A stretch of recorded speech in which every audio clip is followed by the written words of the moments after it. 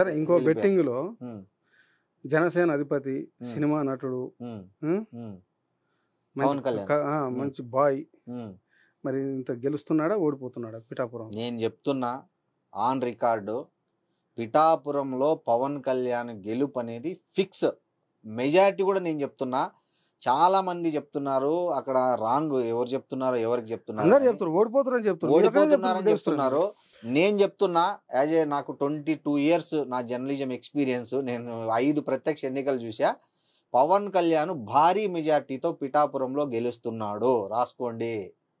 చంద్రబాబు నాయుడు కుప్పంలో గెలుస్తున్నాడు, వైఎస్ జగన్మోహన్ రెడ్డి పులివెందల్లో గెలుస్తున్నాడు, నారా లోకేష్ మంగళగిరిలో గెలుస్తున్నాడు, హిందూపురంలో బాలకృష్ణ గెలుస్తున్నాడు, షర్మిల అవినాష్ రెడ్డిలో ఎవరు గెలిచినా 10,000 లోపే నాకు తెలిసినంత వరకు మెజారిటీ.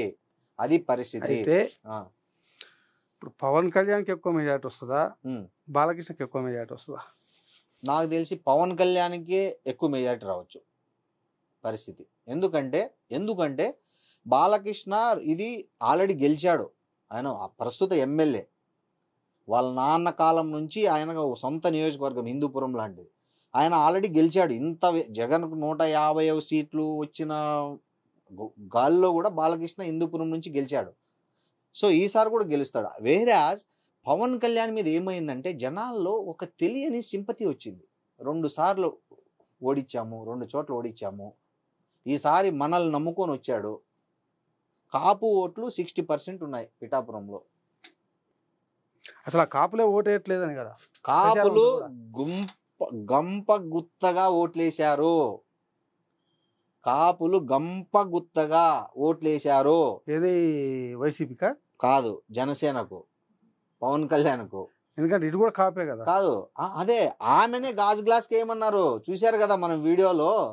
ఆమె పోలింగ్ లో ఓటేయడానికి పోతుంటే ఓ పోలింగ్ లో నిల్చుకున్న కామన్ మ్యాన్ లో ఒక ముసలాయన గీతమ్మ గాజు గ్లాస్ కి ఓటు అన్నాడు. ఆమె బయటకు వచ్చి చెప్పుకొని ఏడ్చుకుంది. చూసాం కదా మనం పరిస్థితి. అంటే అక్కడ వాస్తవం ఎట్లుందనేది చూడాలి మనం. అయితే వైఎస్ఆర్సీపీ ఎన్ని రకాల ఎఫర్ట్స్ పెట్టాలో అన్ని రకాల ఎఫర్ట్స్ పెట్టారు. అన్ని ఆర్థిక పరంగా కానీ, సమీకరణల పరంగా కానీ, లీడర్లను మేనేజ్ చేయడం వరకు కానీ, whatever it may be. Mudragada Padmanabham దింపారు. ఈ చాలామంది కాపు లీడర్లను అక్కడ పెట్టారు.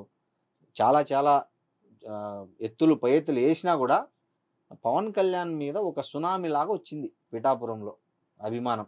అదైతే పక్క ఆయన ఓడిపోతున్నారనేది ఒక బోగస్ రాజకీయ విమర్శలాగా చెప్పుకోవచ్చు. కానీ మనలాగా జర్నలిస్టులం చెప్పుకోవాలి. మనం ఏ పార్టీకి సంబంధం లేని వ్యక్తులం కాబట్టి మనం ఉన్నది ఉన్నట్టు మాట్లాడుతున్నాం. జరుగుతున్న ప్రచారం మీద నేను చెప్తున్నా. నా అబ్జర్వేషన్ పవన్ కళ్యాణ్ 100% గెలుస్తున్నాడు.